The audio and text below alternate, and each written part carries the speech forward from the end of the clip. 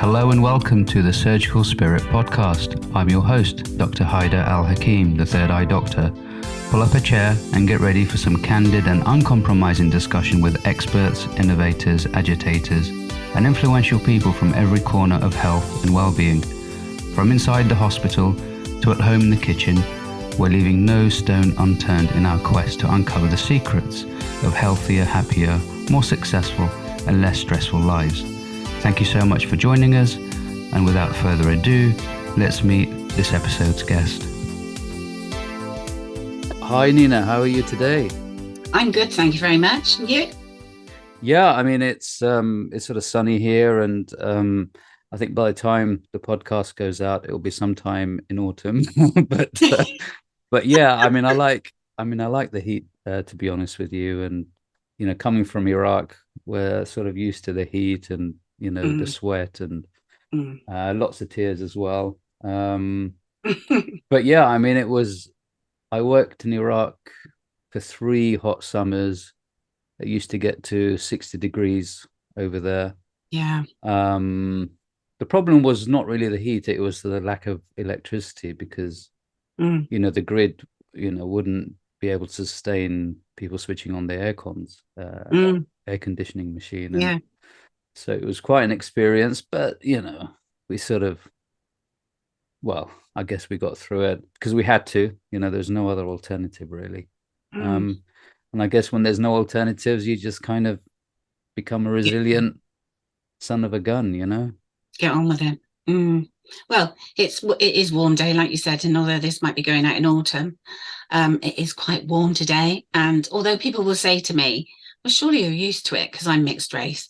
And no, I'm not. I was born in England. I'm really not used to the heat. Yeah. Yeah, I'm quite fair skinned, and then when I went back to Iraq, I became brown skinned like them, and I developed quite a resilience to heat, and it's quite interesting. It probably took me about 3 or 4 months for the skin to adjust, and that's a long time, isn't it? Yeah. And I used to get heat stroke and severe headaches and just spending a few minutes in the sun over there, but then the body gets used to it, and I ended up actually jogging in the sun. Wow. So yeah, it's weird how the body adapts really quickly. Adapts to it, isn't it?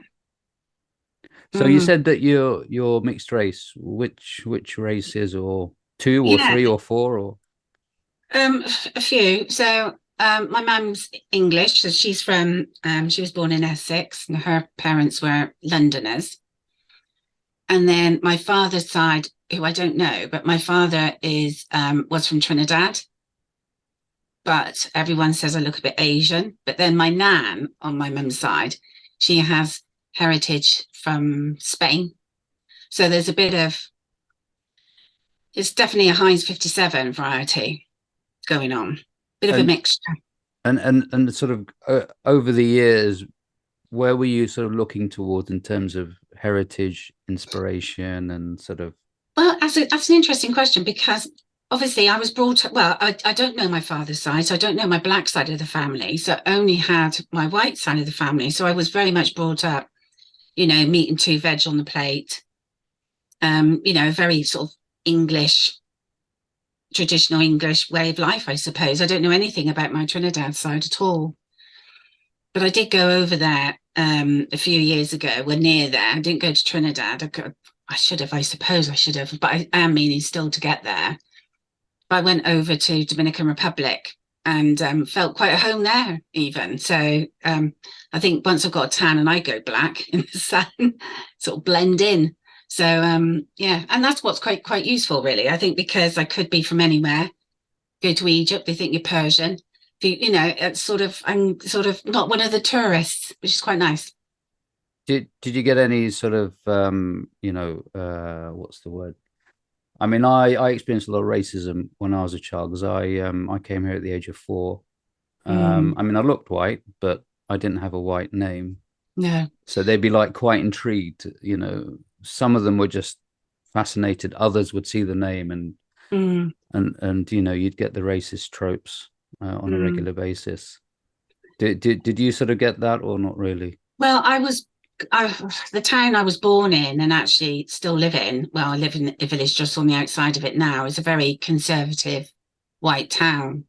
I was the only mixed race, although we were called different names then, Yeah. then probably half caste or something. Yeah, But, yeah. so I was sort of the mixed race person at the school, the only one.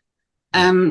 Did I get picked on? No, I was Mm. quite good at, I was quite a strong little individual. Do you know what I mean? Yeah. So Yeah. I wasn't picked on. I think I had a few names in junior school, but again, I think I was just one of those, if they called me licorice legs, I used to think, oh, what tasty. I used to always come back with something straight Yeah. away and they'd stop doing it. The minute they started, they stopped. They could see I wasn't really offended by anything or chocolate drop and, Yeah, things like that. if you're offended in those days, that was your fuel for them. And it was just, Absolutely. Yeah. And you I know, would just sort of laugh it off, joke with them, and that was it. And, yeah, you know, and just hit them back with sort of racist white tropes and yeah, sort of laugh about it and understand that it's just a bit of fun and sort of what have you. exactly. Exactly. Being male, we used to have fisticuffs and so on. And, Bit different. yeah, so we didn't have all that sort of reputation destruction that No. I went to a sort of a traditional boys' school. It wasn't a religious school, it was a comprehensive, but Mm, it was in a rough part of North London. yeah. Stabbings and Gosh. that kind of stuff. So Mm, luckily it didn't get too serious, but mm, definitely there was a lot of racial tropes going about in school, mm, but it mm. wasn't an issue. All I was thinking about is getting my grades and getting out of that neighborhood and Yeah, yeah, of course. becoming better and sort of going up the social hierarchy, so to speak. That was Same, my, same here. Same here. It's exactly what I did. My mum was a single parent. When she had me, she had a caravan in a field. And then it was council houses. So very much I was similar to you, just wanting to get out of that situation, I suppose, and working really hard. Although I found myself a single parent, from before Ben was born, but I think worked really hard to actually, do something with my life and be able to make sure that he had things I never did. So and where did that drive come from? I suppose I think it was probably looking at my mum, learned, how not to do things really. And I didn't want to just follow that same cycle. Obviously, I don't want to go into all the things of childhood, but it was not great. And I just think I think that was the drive. I wanted to be different. I wanted to do it a different way and have a different path, and my son have a different path as well. And So, and yeah. and did you decide to go into healthcare sort of from an early age, or did that develop? Or No, so I left school and just went straight into work. I think because I was a scooterist at the time, not a mod. There was two sorts. So there was your mods and then there was your scooterist. So I was a punk scooterist. I wanted to just work. So after I left school, I just wanted to work and get my own scooter, my Vespa. It's in the garage still. And go on scooter run. So I wanted to work because I needed money to be able to do that. And it wasn't until I found, realized I'm pregnant and I'm on my own, after having, had a relationship for a few years. I thought I just need to do things differently now. I've got someone else. I'm responsible for a child. I need to, carve out a different path. Healthcare still wasn't really on my mind. I think I just went back and did my A levels because, of course, I'd missed those completely after having left school with just GCSEs or then O levels and CSEs, of yeah, course, yeah. for the older ones in the audience. But yeah, so I went back, did my A levels, and then I did my realized, what am I going to do about with this? Because I had biology and chemistry. I redid my maths to get an A, so I'd sort of done quite well. And I thought, yeah, I'll go and do the Project 2000 course then for nursing. But there was a 2-year waiting list. And so, the teachers or lecturers said, well, do a degree. And I said, degree in what? And they said nursing. And there was only 3 universities in the country that did the 4-year full-time degree, an honours degree. So I did that with commuting with a tiny toddler. Where were you living, and where was the university? So I was in Taunton, so I was Mm. commuting to Bristol, but no car. So it was a pram to, the train station, catch a train, and then 2 bus rides, and then drop them off at nursery, which was on campus, and then Wow. start at 9, early Wow. morning, very late nights. And what was the reason of doing nursing? What drew you to that? I think because I'd always looked after people, either in throughout my sort of childhood, and I've always had that sort of, I don't know what it is really. I don't know if we're born with it or we're just drawn into that, or circumstance leads us to that. But so yeah, so I looked after my mum a lot. She had it. I don't mind saying this. She did have a really serious drinking problem. So I was sort of the adult with my 2 brothers, younger brothers. And so I thought, well, I've learned a lot already about life, experienced things I shouldn't have perhaps experienced at that age. So went into healthcare, and, I'm so glad I did. But again, I suppose, wanting to get out of the situations I was in and stuff like that, I thought I'm going to have to progress. So I progressed quite quickly from, registered nurse to ward sister, and then did my master's to become an advanced nurse practitioner. So working alongside consultants, which was, I loved that job. I really did like that. Long hours, more responsibility, because you're the ones reviewing the imaging and making decisions and prescribing and all the stuff that goes with, that type of role, as well as assisting in theatres and stuff like that. But I really did enjoy it. You are autonomous, although you're part of a team, you do work very much autonomously, you Yeah, know? yeah, yeah, Mm. for sure, for sure. I mean, my mum went through a lot of depression in the 80s, early Wow, 80s, and because of the war in Iraq, she lost all her brothers in the war, gosh. and then both her parents, and sort of, vicariously, I became her therapist. It's Yeah. like, sort of sitting listening to her hours and hours, just sort of, See, so you sort of acquire those sort of yeah. skills, but you need And I to didn't realize stamp it. them. I didn't realize what I was doing. I Yeah, mean, intuitively, I knew that was the right thing to do, to sit there and listen to her and, try and understand what she was going through, and then put a bit of a positive tinge to the situation so that she yeah, doesn't go down into the black hole of yeah, nihilism. yes, But I didn't realize at the time it was just, okay, this is my duty, and exactly. obviously there was, other things going on, Mm, and mm, manipulation, and sort of, attachment problems and so on. yeah, But yeah, I mean, that's where I got my kind of, being interested in people mm, rather than things. mm. um Yeah, same here, because I wasn't materialistic at all. It was always a case of, I just needed to get out of where I was living, obviously, because I left that certain person. I was homeless, so I needed to start again. I didn't get much back from the house that we had, so enough just to get some carpets, and that was it. So, I was rehomed in a not a great place in Taunton at all.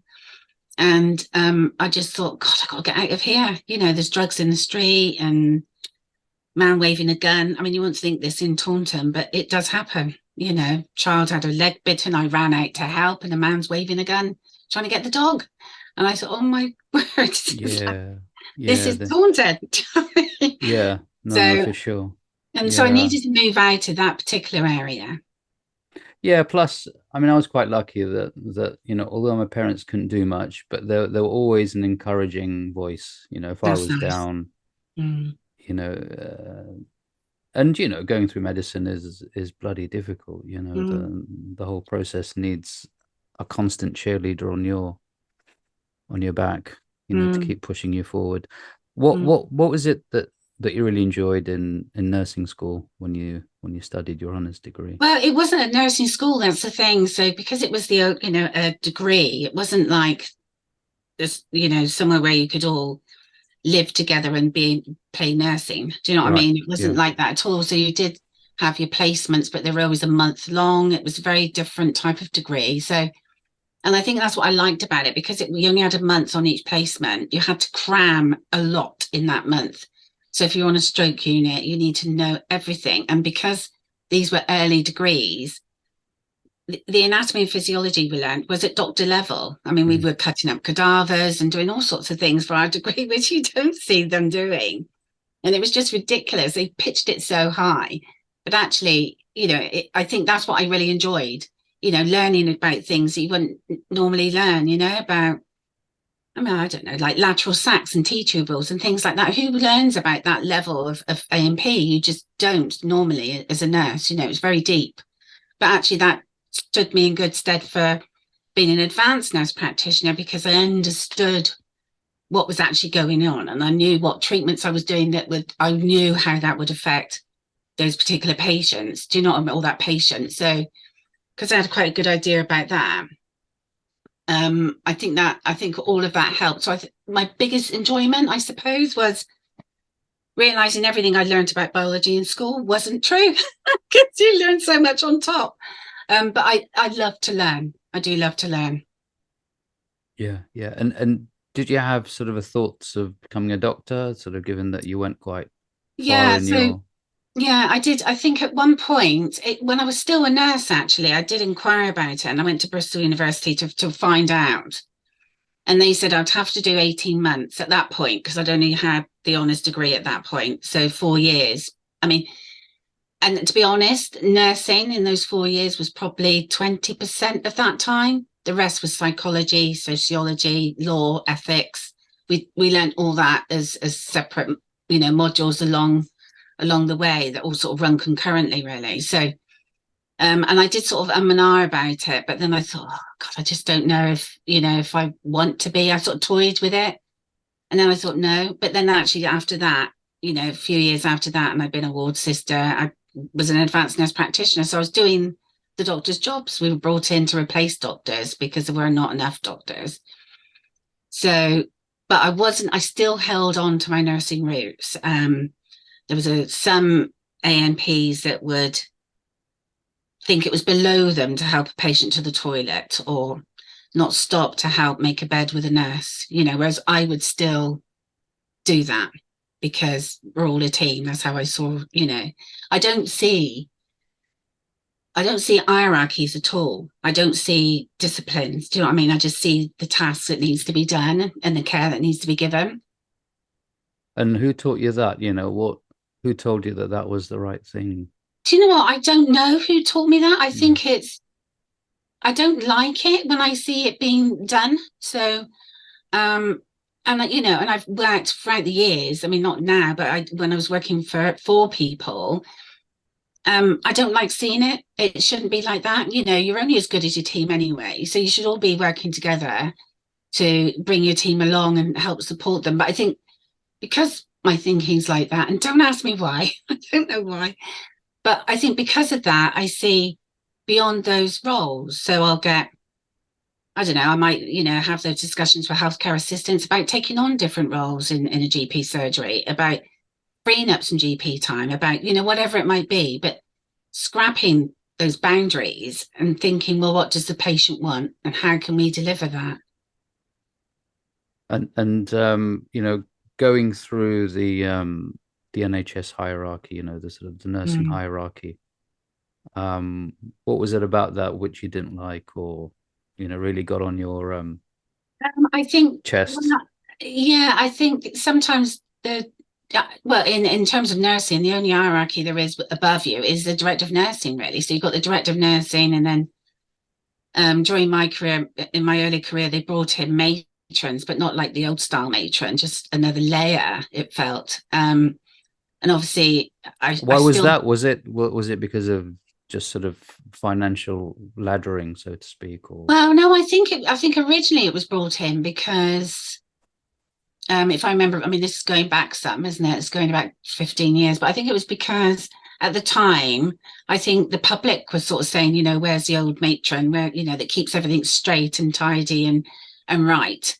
And, I suppose that would then reflect back on the leadership on the ward as to what's gone wrong there then, if we need that layer. And that was my questioning.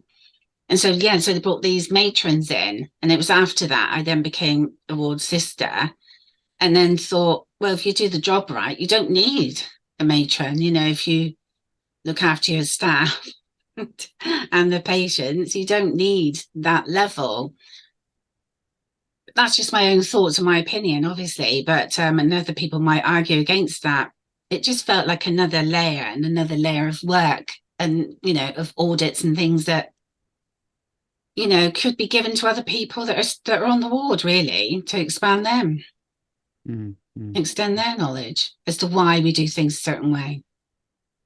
Yeah. And what got you thinking about changing this sort of hierarchy and changing way of working?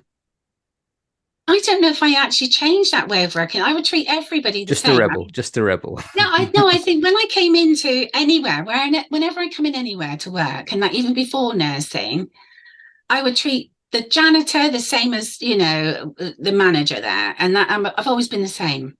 So, you know, everybody's people, everybody's got their role to play to make that place work. So I just treat everybody as they are, you know. And people will say to me, "Oh, you're very normal," whatever that means. You know, Yeah, yeah. So I you've don't. always Sorry, God. no, I mean, there wasn't like sort of a switch. You've always been this way, and then you sort of found yourself working your way up the system, so to speak. Yeah, and actually, I always felt that, and again, you said earlier about racism, and I wonder if that did play a part. I'm not someone that ever shouted it out or anything, but I always felt I had to work twice as hard. And one manager actually said to me when I got a senior nursing role, said, "Don't think you got it because you got a degree," and walked away. And I thought, well, what does that mean? Why say that? Why, you know, why make a point about saying that? She just interviewed me and got me the job and then said that. You know, it's almost like, you've got the job now, I want you in your place. And that's what I just don't like it.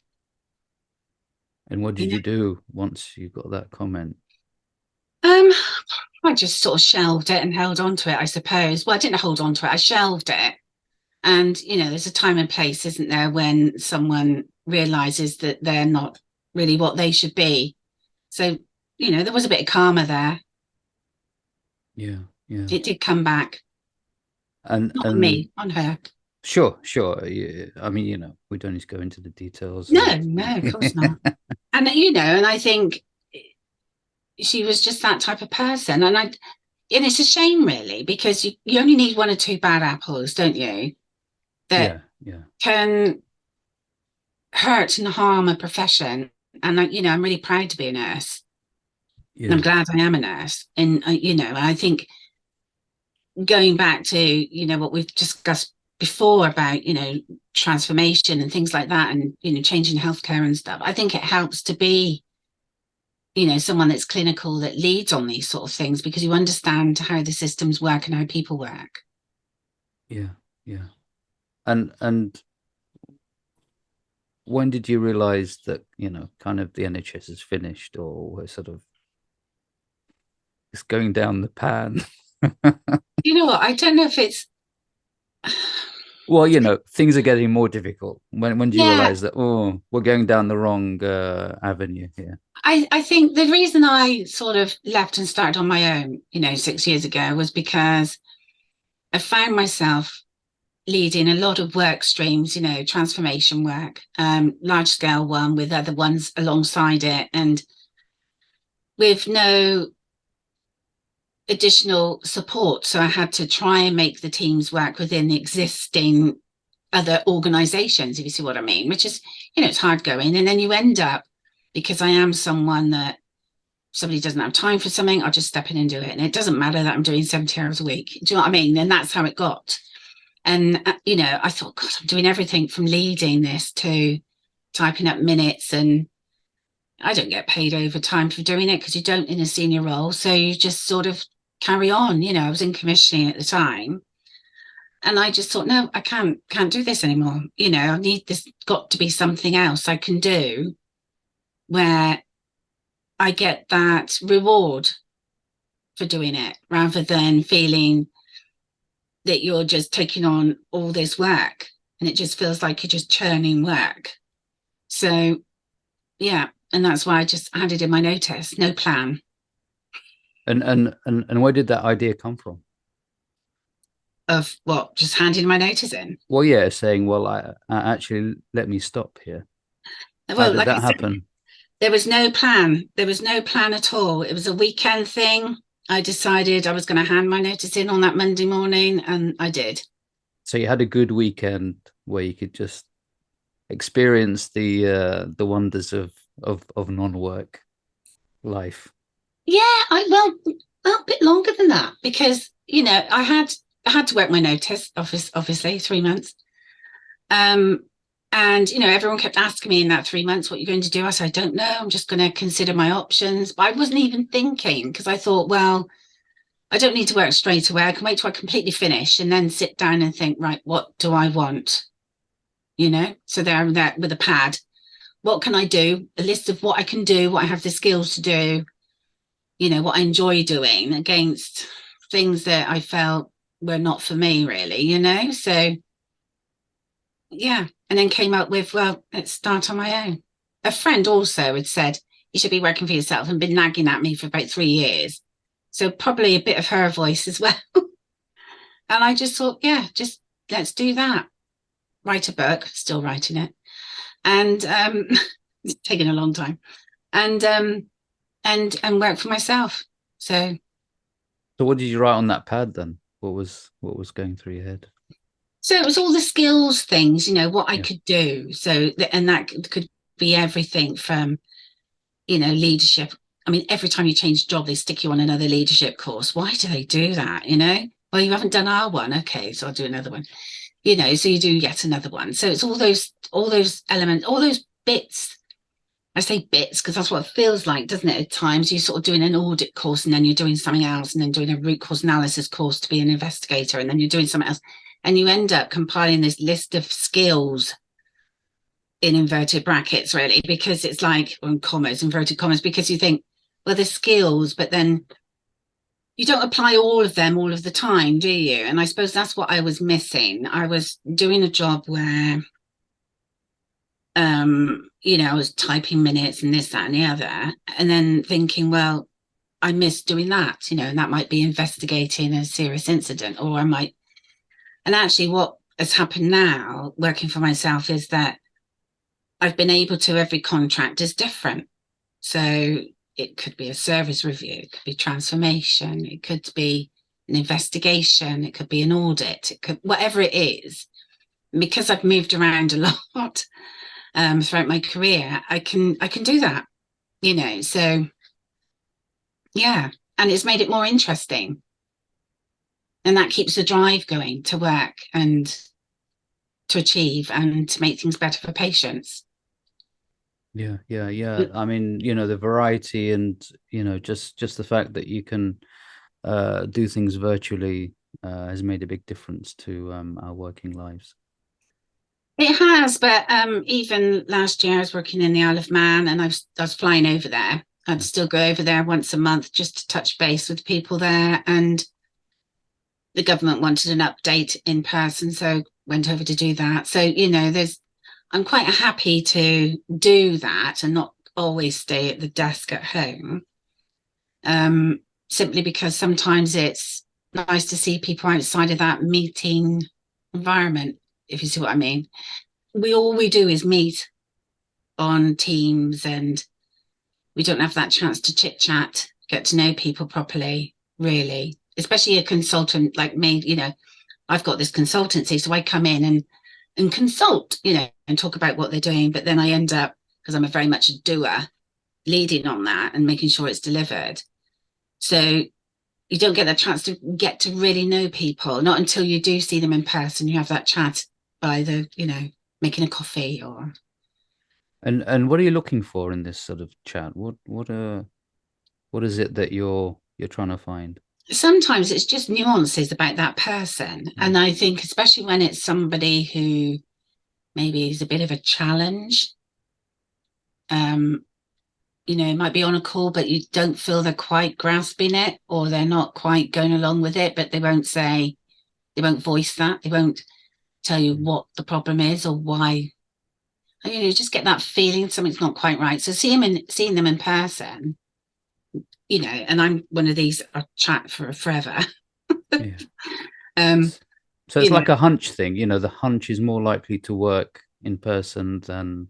Yeah, and then I go and see them, and then you start Yeah. talking about them and asking about them, a bit like in your job, and you get them to talk and you listen, and then you find out things about that person, and then you realize why they probably got the viewpoint they have, or what is stopping them from progressing, or what, why they don't like change. Or so it's a way of sort of reaching out and guiding them, I suppose, and supporting them. Yeah. And what's been the biggest challenges since you've gone sort of self and managing your own life ship? Yeah. Biggest challenge. I think it comes down to those individuals. I don't think what I've been brought in to do is a challenge as such. I think it's making sure that happens, because obviously you're working with another system, aren't you? Another organization. And so you can only go sometimes as fast as that organization allows. That can be a challenge. So whereas I'm quite quick, I've set up a whole children's unit for minor injuries under fives in literally 3 weeks. I had no site, no nothing, no staff. That system allowed me to be able to do that because they knew it needed to be done. And when I asked for something, it was done. So, so it just depends what situation you're walking into. Is it somewhere where they've tried that before, that change before, or that, new clinic before and it didn't work? So are you sort of going over a bit of old ground and trying to find out why it didn't work? Not that you want to know, because you're there to make it work anyway. So yeah, I think it does come down to individuals and systems that are in place in that organization.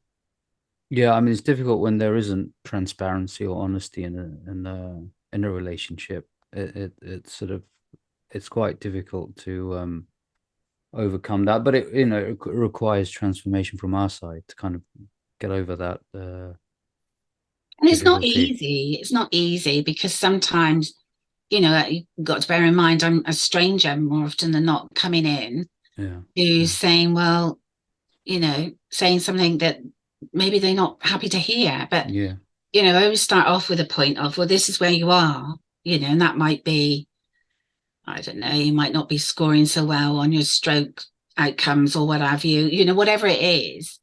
This is where you are, and these are the problems you have at the moment. This is where you want to be. Let's get there. Let's see how we can get there, and by working with them, you bring everybody along then, don't you? Perhaps that just takes a certain person. I don't know. I always get told it's good not to have someone all suited and booted. What does that mean? I don't know.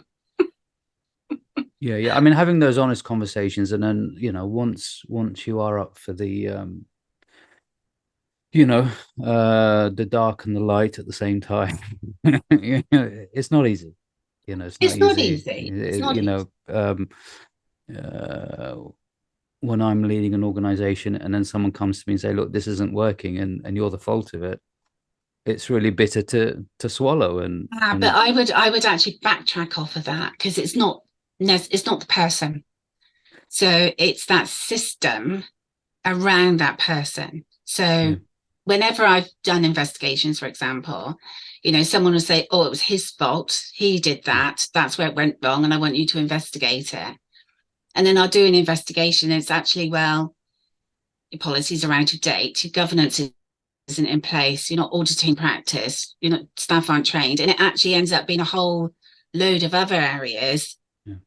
And it's not that person's fault at all. But yeah, if somebody's, like I said, if somebody's feeling a bit challenged themselves when you come in, it's just sitting down and getting to know that person really, and finding a way. And sometimes, there is compromise. Doesn't mean what I say has to go. It's about, well, what works? Let's see what works. Let's try this. And you can try things, pilot it, see if it works. What do you learn from that? What can we change? What do we need to change? And, and you do get there. And do you have sort of enough time to do these things, or? No, not a lot of time. Yeah. So some of them are bringing a whole new service into the Isle of Man was 6 months. And that had been tried a few times before. So that's obviously it brings its challenges, but it was great working there. And I found the people actually really quite receptive. So it was good. But again, is that because I was just sort of the way I am? I don't know. But then sometimes things have got to be done quick, I had to do an audit of 5 sites in Wales. And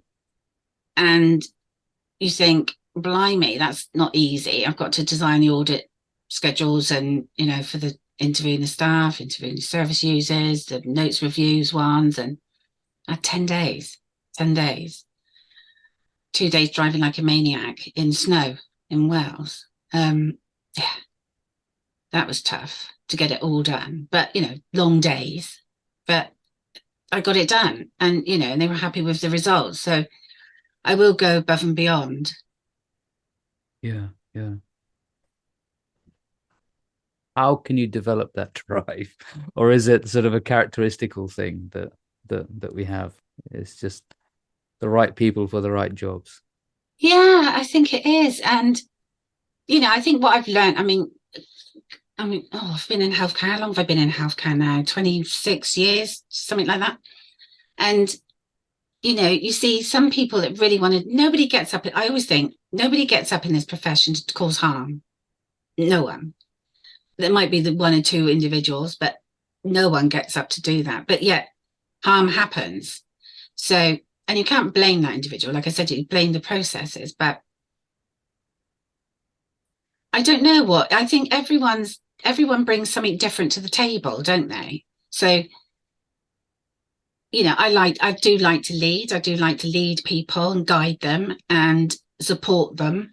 It's very much a manager that I would support them, meet them regularly, see if everything's okay, and look for those signs that things aren't so good in their personal lives and what have you.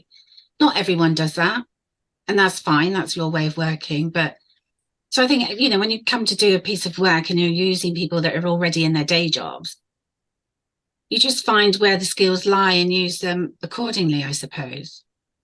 The trouble is, of course, when someone says, "Oh yes, I've asked about that and that's coming," and yet they haven't. That's the tricky bit. So you're Yeah, waiting and it doesn't happen, and you're like, "Why didn't that happen? You said you're gonna," and so that's hard. yeah. I mean, it's yeah. I've worked in environments where, let's say, the words they use is not quite truthful. Mm. And in other words, they're lying just to save skin.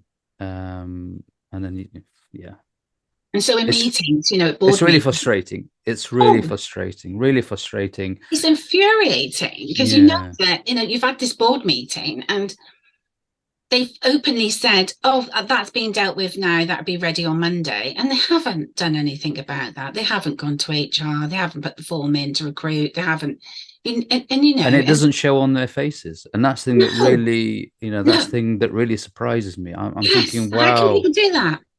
they can really put on something. And I'm thinking, wow, I didn't And know I'm humans can be terrible, that, that professional. and Yeah. I I mean, can't if I'm lie. anxious, I if I'm can't lie. I anxious, can't lie. I'm dreadful. yeah, I mean, when I'm anxious, I'm anxious, and patients can see it, which is a real problem because they It instantly is. know that there's a problem. And I'm the same, actually. Everyone says, "Oh, you've only got to look at my face and you know what I'm thinking, feeling, whatever." I got one of those faces, I suppose, that I can sit there and they'll know that I'm not happy with something or didn't quite like the way something was said, or I can't hide nothing. So, that's been pointed out more often than not. But then I suppose people know where they are with me. I don't beat around the bush. I say it as it is. Some people don't like that. I'm not blunt with that. I do it in a soft way, shall we say? But Well, sometimes it's unconscious, and you just can't stop yourself from doing it. Oh, I'm yeah, everything's Yeah. unconscious with me. I always think I've got a straight face in a meeting, but I haven't. I mean, I used to have a very sarcastic face and a very sarcastic comments, but I've managed to kind of reel that in, I think. Yeah. Because I think it's quite important to do that, because I used to always get in trouble for being,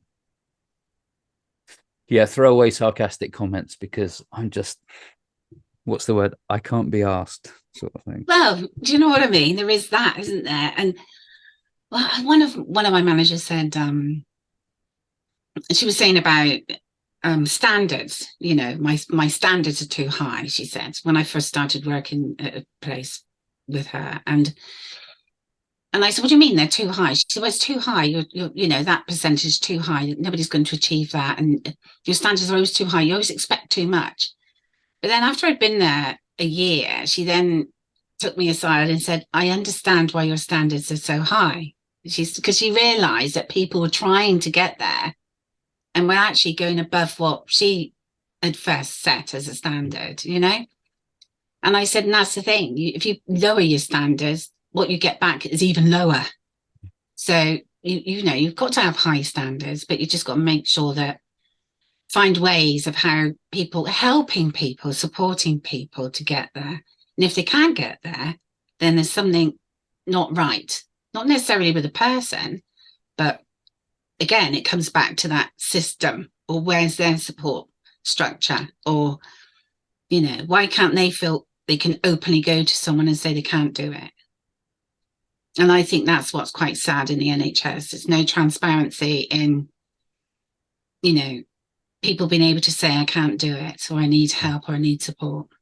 Yeah, yeah. And that's really important, that's really Mm, important, because, where people have different levels and different experiences and different capabilities, mm, um, and just having that honesty and exactly. transparency to say, well, yeah, I can do that. But I mean, I Mm, went through difficulty doing surgery, and yeah. because I get stressed about it. And I was a good enough surgeon to work in the NHS and not cause harm to patients, within the acceptable parameters of professional standards. Mm.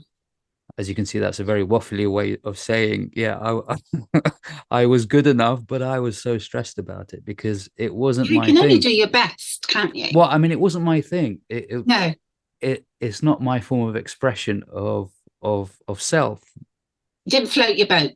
Absolutely not. What floats my boat is working with people and just having a great time. Do you And know what yet I mean? there's some surgeons. A great time in difficult situations. So when we have a Yes, difficult situation in a clinical setting, I yes. love that situation, where we rally the troops and we Mm, kind of, it sounds very militarily kind of speak, and we smash through it, and we're kind of yeah, exhausted but happy, and patients are reasonably happy, and I really exactly. enjoy that. I really Yes. enjoy that. No, me That too. that really gets me buzzing. Mm, Um, whereas and then I made the decision not to operate, and mm. it was difficult because I'd been operating for over 15 years, and How did you feel then about that? great, I feel great, No regret. because I'm expressing myself. Mm, I feel much more comfortable expressing myself verbally and mm, and emotionally and humanely, rather than expressing myself with the knife and the suture. mm, Now I may go back to it and start finding out that actually I can also express myself, through the knife and through the suture, maybe. mm, mm, If the opportunity arises, I might go back. But at the mm. moment, I felt that, particularly at that stage in my career, I felt more at home in sort of leadership, administrative tasks rather than surgical and cutting eyes tasks. Mm. But So do you work from home a lot? Is that no, work I'm no, I mainly? mean, I actually only podcast is sort of working from home. That's the only work that I do from home, really, and psychotherapeutically as well. So I do Yeah. a few psychotherapeutic sessions Yeah, that's what I was online, wondering. Yeah. but everything else is with flesh and blood. People in front of me, and the whole gamut of vibes and energies and emotions Mm, and mm, anger and mm. frustrations and No, I get that. you And you that's what know I miss, I think. I miss that clinical contact, that sort of yeah, visceral contact. it is that, that really getting I was one of those nurses that uh, you know, the women patients have to have nice, brushed hair, sorted hair, and lippy on. I didn't like them. I can't stand walking on a ward where everything's a mess. Do you know what I mean? The patients are a mess. Everything's a mess. I'm not that. Can't be like that. And that's what I used to love, was actually caring, not doing the nursing bits, changing your wounds and wound dressings and doing all those bits, but the sitting down, caring for them, holding their hand, talking to them, making them feel comfortable, making them feel valued. And I think that's gone. That's gone. Really. And it's such a Mm. shame. I can't stand walking on wards where nurses are just around a nurse's station. I mean, I've challenged it. It's, well, we've done our work. Well, no, work's never done as a nurse, talk to the patients. And it's hard, isn't it? Maybe it's a Yeah. generational thing. I don't know, but I've always thought that, even when I was younger. So I don't know. Yeah, I mean, there'll probably be a thirst for that. So, there will be a sort of a bounce back where you would have institutions that bring that back in, back to basics, nursing. But that should be instilled in you. Surely that's why you've come into nursing. That's Maybe what I it struggle hasn't. with. Maybe it hasn't in sort of the current training system. But then does that come back to recruitment of these nurses? I don't know. Well, it's an interesting discussion. I I'm mean, right off here's topic. as well. I mean, it's interesting. It's interesting, and I think with the way ophthalmology is going, it's going to be much more remote, much more virtual, much more algorithmic, AI, computerized, and Platform based. yeah, booth based. So you go Yeah. into a booth, you put your head into something, and out And it comes goes, the yeah, yeah, and out comes the pill or the injection, and yeah. you sit in the machine, and the robot injects it into you. So I mean, I see that going that way, and that'll probably come in sort of in industrialized um, um, areas, and then the non-industrialized, rest of the world, you still see the eye doctor using, you know, not the latest instrument, but a reasonable instrument. One that Um, still works, kind and of. it still works, yeah, for sure, for sure. I mean, they've recently invented this really simple device that does a lot of things for Brilliant. close to nothing. You can check the eyes, you can check the refraction, do a retinal photography, Yeah. photograph, close to nothing. But what it does need is a human being that holds it and sees another human being. Um, I know. And this is the thing. I mean, this digital world we're in, and especially the AI bit, I suppose, but the digital world it comes back down to the capability of that audience, that those patients, those people, are they able to, because a lot of what's happening now around digital, of course, is that, like we were going to talk about virtual wards, weren't we, and things like that. And it comes down to that person being able to use that equipment at home and be able to enter things on a dashboard or enter those results. And you're never going to capture everybody. So there's always going to be that face-to-face need. And that will come down to those sort of, those demographics or that need of that population, that area. yeah. So yeah, so there will always be in your, Yeah, I mean, it's certainly technology, useful. face to face. Yeah, I mean, it's certainly useful technology for sure. Mm, And there's a space for virtual everything. mm, Um, but we do need humans at both ends and mm. somewhere in the middle as well, just to keep Yes. things, ethical and humane and with a bit of soul there, a bit of spirit. Mm. And I also think, you know, things can be missed if you don't see that person face to face, because, Mm. you know, especially in healthcare. So talking from like, you know, that holistic care for that person, unless you've seen all of them, you're never going to see the swollen ankles on a screen of someone's face, are you, through the consultation that way? They walk into the office or into your consultation room, you'll see how they're walking, you'll see their feet are swollen, you see, do you know what I mean? So Yeah. you pick up on those subtleties that you won't necessarily pick up Yeah. through a video consultation, for example. So you need like a marriage of both the virtual Yeah, and the physical, yeah. both the individual and the system, Mm, um, both when it works and when it doesn't work. And there are systems that allows us to sort of transform and change mm.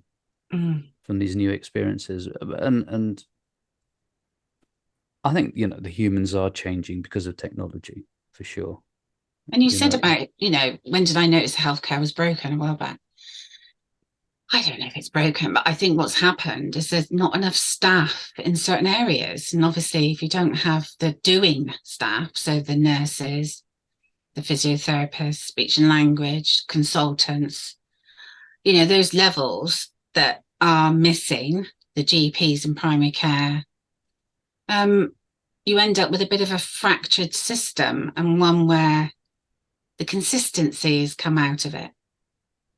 I mean, why is that? Why is it that we have less consultants and nurses and speech therapists and sort of all Well, these. nursing, just taking nursing, years and years and years ago, we knew there was going to be a great load of nursing leaving because of their age. Right. Mm. So, you know, quite simply because of their age, you know, they were coming up to retirement age. There was a whole glut of nurses going to be leaving, and nobody foresaw, well, they knew it, they talked about it, they didn't prepare for it. So, you know, they forget it doesn't, you can't just train a nurse in a year. So the plans around the education for, you know, and everything in the education authority wasn't put in place. So the universities didn't have enough places. So, you know, it's all, Yeah. they hit it like that. And the same with GPs, really.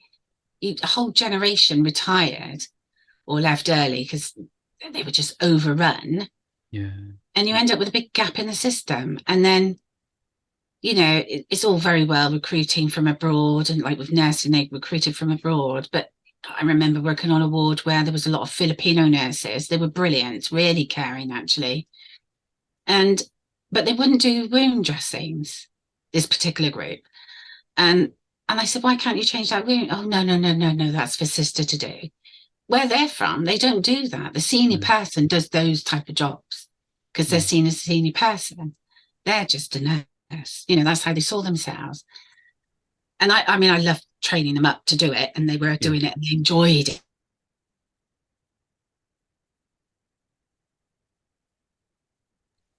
Outside of the UK, they need to make sure it's not just a case of they've got their nursing. What can they actually do, and find out what they can actually do? Yeah. Yeah. Has my camera gone off? Oh yeah, sorry about that. Oh, that's okay. Still That's hear me. okay. But Yeah. but yeah, so it was all, you know, I think it is this lack of staff. I think it's a lack of strong leadership. Um So we I didn't listen to to the signs of problems coming along. We didn't. well, we didn't act, The didn't act. canary was making noise. The canary in the The canary mine was shell. singing, but nobody Yeah. was listening. That's what was happening, because Yeah. literally we saw this coming and it didn't, nobody did anything. And then of course, like I said earlier, it's that protection over boundaries as well, you know, where, Yeah. you know, oh, that's a nurse's job or that's an HCA's job. It's everybody's job. Do you know what I mean? And then that's where it then becomes quite fragmented between the different disciplines, I think. Yeah, I mean, our biggest problem in our service is just not enough staff, not enough staff, No, and you know, I think staff have a lot more options now, which weren't yes, available before, is because they've changed the way that they look at work and yes, changed the narratives that are in their heads when they were working. So they realize that there's so many opportunities out there. exactly. And I Um, think that's the thing. It's grown beyond that hospital, hasn't it? It's yeah, grown yeah, beyond yeah, that. yeah, And you know, in the community, it's bigger than that now. They do yeah, lots of things. outside of that. And It's it makes different. sense, you know, Of it course it makes does. sense because, you know, the land's a big place and we can't all fit in a hospital. So you know, No, there's a lot of space out there, and you know, we're one of the first few services actually did work in the community and the did you? ophthalmology Okay. service, and they're all looking at us with like, you know, who the hell are you guys and what the hell are you guys doing, and you guys are crazy. Um, so, and you know, for ophthalmology, it's a big problem. Something like 30% of ophthalmologists are going to retire within 10 years. Wow. Yeah, but And see, you know that, but what's happening then? nothing, Nothing. So the nothing. canary's singing. You know, they've got the Just same started a number fine of tune at the moment, but then they've we'll be got the same blasting them. number of trainees, Yes, it same number of trainees. They're exactly. doing less surgery, and then once you qualify, you leave the country because it's better working conditions. So I'm But afraid in see, sort of 10 there's years' time, we'll all be going without seeing so well. but right there, you've said what the problem is. You said what needs to be done about it, but it's Yeah. not being done. Yeah. And Yeah. that's the frustrating bit.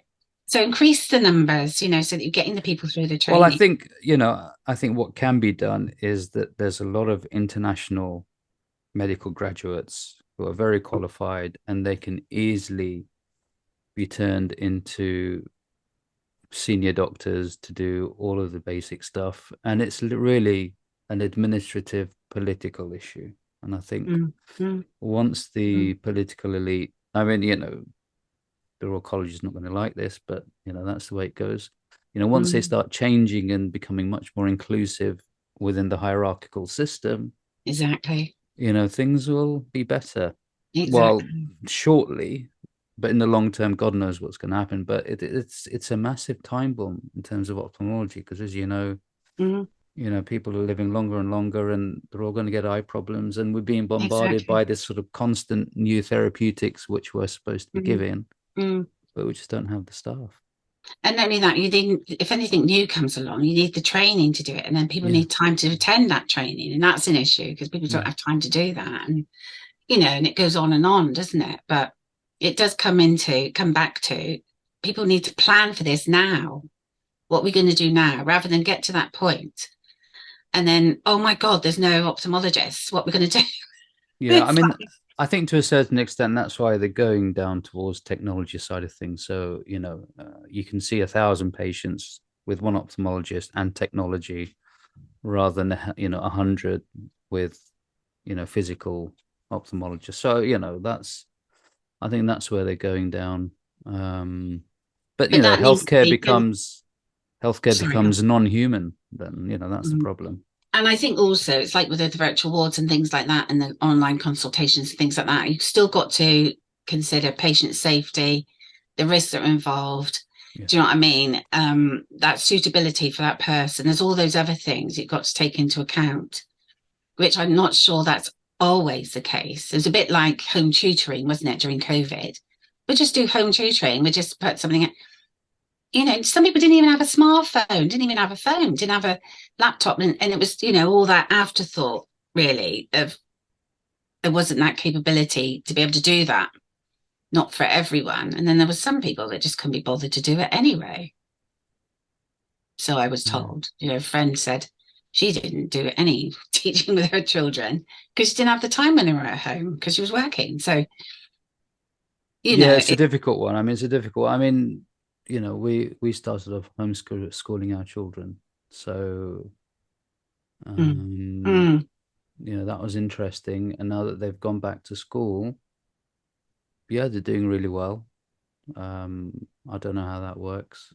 Um, Yeah, but you must yeah. have done a good job. You must have sort of, Well, I didn't beat them, of course. I didn't beat them and sort of give them, you know, a no, but good you also kicking must and have prepared fed them in them. You some way. know, I fed them, kept them warm, and away from horrible predatory people. So Oh God! But I mean, you are right. I think it is moving down to that sort of that digital side of things, and I think it's good that NHS Digital has now moved over to NHS England and Improvement. I think having it all in one right. place is better. However, having worked for NHS England, I never saw an improvement person. So it was still very much working in silos. So they have to, again, that comes down to whether, whenever these big organizations are integrated together, they should be integrated together, not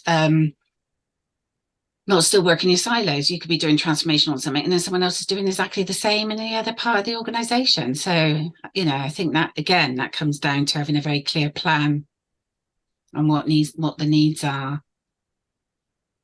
So, putting on your sort of 5-year plan hat sort of thing, do you think we're going to be more fragmented, or are we going to bring it together, sort of real and virtual? Given that you've gone down the sort of virtual ward route, and yeah, I think it's going to have to be blended. I think it's going to have to be a blended approach. I think virtual wards does work if it's run well and if you've got the right team there doing it, and the structure to it.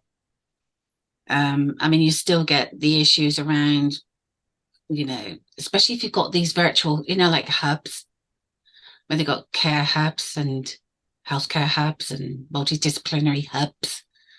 And, some of them is a real room where everybody's in a room and there's all these different disciplines, but there's still, who's in charge type thing keeps being discussed, well, I'm the senior person. Well, no, I'm the senior person. And it's like, we've got to have some really, well, there is guidance around it. And NHS England provides guidance and NICE provides guidance, but there's always those grey areas that have not been quite ironed out, and everything gets interpreted slightly different. But I think in 5 years' time, yeah, I think AI will definitely come in, like you said.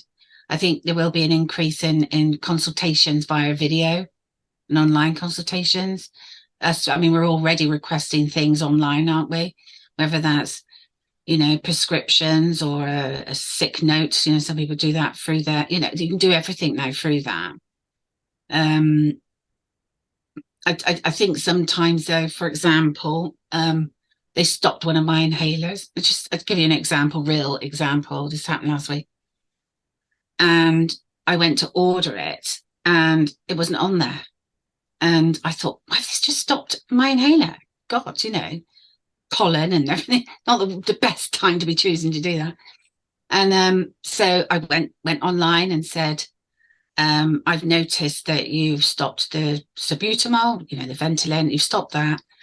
Not sure why, still need this. And, I've got a new diagnosis of COPD. So I thought with that new diagnosis, I ought to perhaps try that now and bring that in rather than just using my preventer, because, it might not be my heart, it might be my lungs, and perhaps I ought to try that. But mine's out of date. Could you give me some? I got a text back saying, oh, you can use your preventer as a reliever as well. Thank you. And that was it. And I thought, hang on a minute, my preventer's got loads of steroid in it. Do you know what I mean? And the other one hasn't. So do I just keep puffing loads of steroid into me all day long? Do you know what I mean? It just didn't sit right with me. You'll come and see us, you'll come and see us with cataracts after a bit. Well, do you know what I mean? And I thought, hang on, this isn't right. I shouldn't be, I'm already doing it twice in the morning, twice in the evening as a prevention thing. I don't then want to be, I've just made the bed, puff, puff. I've just put the washing out, puff, puff with it all the time. So anyway, I went back and explained that I don't think it's a great idea to be inhaling so much, steroid and using it as a rescue, to rescue rather than having Ventolin. Could you please, I prefer Ventolin. And no answer back. But then a prescription I noticed on my phone's gone through for it. And I thought, how many others are, see again, is that cost? Probably. Do you know what I mean? The preventer can be used as a reliever, but it doesn't mean it's right to, not if you've got someone that might need to use it more than once a day. I think, so again, it's that losing connection with that patient, aren't you? Yeah. No, it's very dangerous, and well, I did point that out. This is you trained to the top, to the top in medicine, and the way exactly. And I was trying not to be sarcastic, leaf out your book. I was sort of saying, not sure that's great. I just said. Yeah. No, I mean, there was a big hint of sarcasm there. Very big hint. Come on. I could have said Come on. something I mean, more. I would have sent them, lots of F words and it's like, what the hell's I know, going but on you here? had limited digit Yeah. space. Do you know Yeah. what I mean? Because I'd ran out. I mean, I did go on a bit, and then I realised it was Well, coming. I mean, I heard this theory that, human beings are much more angry now than before. And that's because of this reflex, sort of thumb brain linguistic reflex, because they can't type fast enough or they can only type 144 characters. They get very I know, angry. and you're trying to keep it succinct because you can't. And I wanted to explain why it was bad, and and I start That's blurring why on. you have the hands to throttle someone physically. That's sort of much more existentially satisfying. I know, but I just couldn't believe this is a senior GP actually saying, "Oh, well, that one can be used for both," and just that's it. And I thought, "Oh, come on, do you know what I Maybe mean?" they know you. Maybe they know you. They're just having a go at But you. they're just That's all. winding me up. Well, they succeeded. Yeah. But I thought, like you said, I'm someone that I understand that, but other people wouldn't. And then, like you said, they'll be coming to you. Yeah, for sure. I mean, I see lots of very irate patients because they get sent an email or a text message. You have an appointment with this doctor, Mm. and they just don't understand the context. They don't No. understand the message. They got so many questions and Mm. frustrations. And Mm. so then they come and see me, a human Mm. being, and then they let out all the frustrations and anger. Mm. And, Mm. it turns into a court case. They're in the consultation room, but at least I'm the human being and we can have a bit of a clash, and then they And you can. listened. I bet you listened, though. Well, I have to. Yeah, you're stuck in a room. But, and I I don't want think to that, get throttled. It's like, okay, so yes. but that's the thing, isn't it? Everyone builds up all this frustration. You see it on the road as well when you're driving now, don't you? Yeah, yeah. The drive, just going to the beach yesterday was a nightmare. The driving was horrendous. And I just thought, not mine, incidentally, but I just thought, it's like somebody hasn't driven for years. And yet we've been out of this, lockdown for God knows how long now. But everyone seems angry, Yeah. People are definitely much more angry. driving angrily, Yeah, talking angrily, interacting with people in the shop angrily. It's just all around, isn't it? yeah. Definitely, patients are much more angry now, and understandably so, because they rarely see anyone about their health. It's And usually things text. drag on. Things drag Yeah, on. yeah, and I mean, I'm fortunate because in some of my clinics, I get 20 minutes with a patient, which is like unheard of. Mm, But they've got 20 years of processing to sort of mm, go through, and I don't have 20 years with them. mm. And that's what they need, sort of thing. So maybe technology can sort of come in and do 20 years of listening to these patients. Or everyone needs a therapist. Yeah. I mean, back in our day, we always had therapists, and they call friends and parents and communities and girlfriends and boyfriends and everything else in between. Mm, Um, mm. but It's not easy, is it? It's not easy out there. And I think we are in a very different life from what we were before. yeah, and I mean, I'm old, in a sense that I have some kind of intelligence when it comes to human emotions and Yeah. people's how they think and so on. It must be very difficult for the younger generation, really, really difficult to kind of Yeah. process all of these things. I think it's too hard for them, really. I really Yeah. feel for them. I mean, obviously my son's 32 and it's not easy. He's finding it not easy. And I think there's just so much, everything's so accessible now, isn't it? So, and I think because of that accessibility, it's like everything needs to happen now because it Yeah. is so accessible on the phone, So, with social media, everything's quick. Whereas I had the same conversation with him actually not long ago, saying, if we wanted to go off anywhere, we weren't able to look it up to see what it looked like when we got there or anything, or know about it, or know what to do when we got there. Just used to, as children, we used to just get on our bikes and ride off somewhere. Didn't know what we were going to find, didn't know Yeah. where we were going to end up. Oh, I remember those holidays. You go there and it's absolute dump. You're Oh, sort I'm of talking when you were a horrified, child, but yeah, there is that. sort of horrified for the first sort of 6 hours. Yeah, And then sort of after 6 days, you think, do you know what? It's all right here it's now. not too bad. Yeah. I But you know, remember those I'm days, thinking those like holidays. when you're children, you used to go off and do simple things like I'm going to follow that stream. Oh, look, it goes under a road. Oh my God, I've ended up in someone's back garden. Those sort of adventures, and they don't have that now, and I think that's quite sad.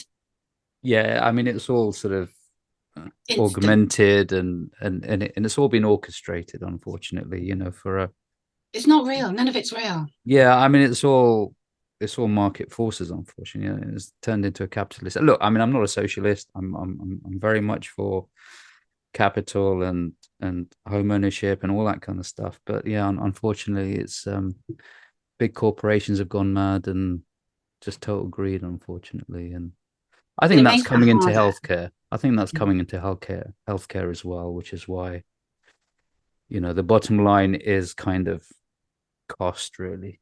I think you're right. And I think, like when I do go Sounds in, cynical, but no, I'm just getting, it's true. Whenever I go in anywhere, I know that I need to find efficiencies in that system or with that work that I'm doing, that transformation work, there has to be savings. You have to demonstrate that. But that's where, I'll look at something, say, in primary care and have healthcare assistants work up patients for hypertension and AF. Why get a GP to do that when the healthcare assistant could do that? They're not diagnosing, they're just supporting what do we need first of all and working them up for it. And that's what we need to be doing, is looking at things like that can be done by other people safely.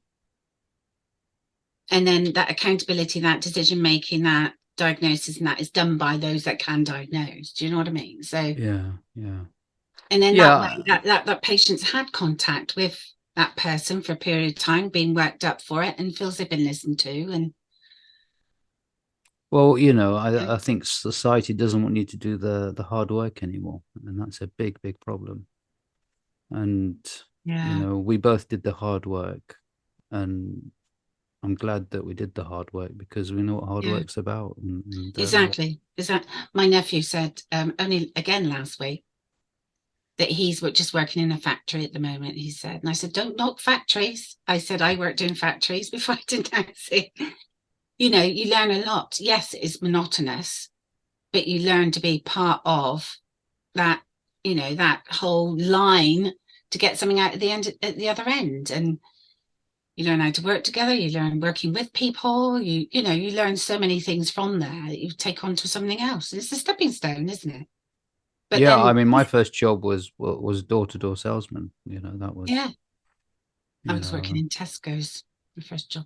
I had I've still got it. It's one of those things I can't get rid of. I can't get rid of my sister's uniform and my belt, which you're not allowed to wear anymore because they catch people. But I can't get rid of my Tesco's uniform. Poppers down the front, red and white checks, pointy collars, because of course it was a long time ago. Bit out there.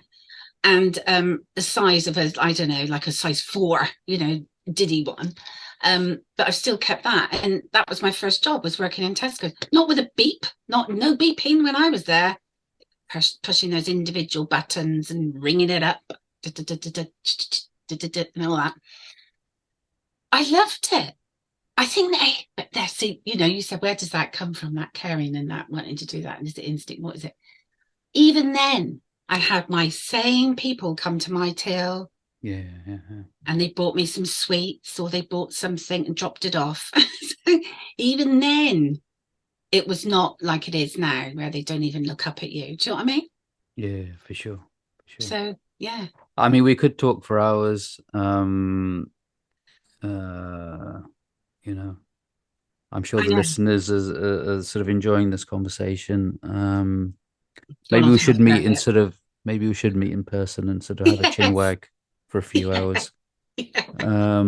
I like to end on this. Yeah, I mean, I ask my guests, most of my guests, this question. What would be your 3 top tips to Nina that was finished GCEs, I think it was in those days, and CSEs and yeah, O that's the one. levels. Yeah, O just a bit levels. before my time. Oh, and you were, what did you say earlier? I'm a bit old now. I Yeah. actually had one of my pensions, a letter come through saying I could take it. And I went, oh my God, no. Do you know what I mean? I'm 55. I'm not that old yet. But yeah, that hit me a bit somewhat. So what would you say to yourself, Nina, that was going back to do her A levels? What would the 3 top tips you'd tell her now, having been through what you've been through and know what she was kind of thinking about in those days? I think probably, I would say,